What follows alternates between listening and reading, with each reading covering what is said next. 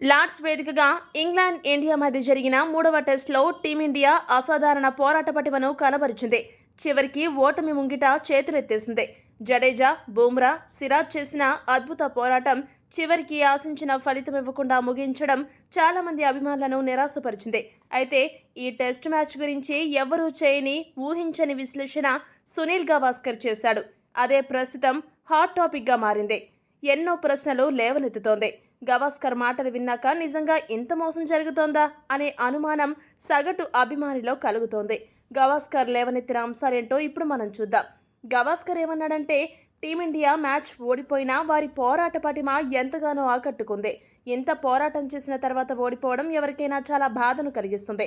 ఈ మ్యాచ్లో team India top order batter తప్పులు కూడా ఉన్నాయి. ఆ కారణంగానే గెలవాల్సిన మ్యాచ్లో ఓడిపోయాము.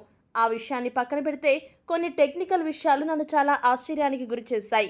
కొన్ని విషయాలు నాకు అసలు అంతుపట్టడం లేదు. ముఖ్యంగా ఇక్కడ నేను టెక్నాలజీని ప్రశ్నించదలుచుకున్నాను.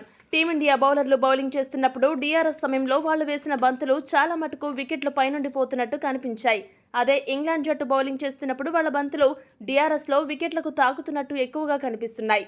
ఉదాహరణకు రెండవ ఇన్నింగ్స్లో కేఎల్ రాహుల్ అవుట్ అయిన ఎల్బీడబ్ల్యూ బంతి సాధారణంగా చూసినప్పుడు వికెట్ల పైనుండి పోతున్నట్టు అనిపించింది.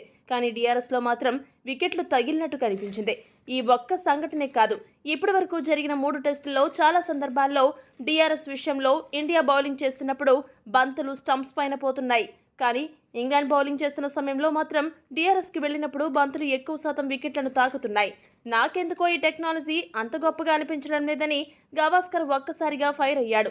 గవాస్కర్ లాంటి ఒక దిగ్గజ ఆటగాడు డిఆర్ఎస్ విషయంలో ఏదో జరుగుతోంది, టీమిండియా దీనివల్ల నష్టపోతుంది, వాడుతున్న టెక్నాలజీలో లోపాలున్నాయి, వాటిని అడ్డుపెట్టుకుని ఇంగ్లాండ్ లాభపడుతుందనే అర్థం వచ్చేలా మాట్లాడడం చాలా మందిని ఆశ్చర్యానికి, షాక్కు గురి చేసింది.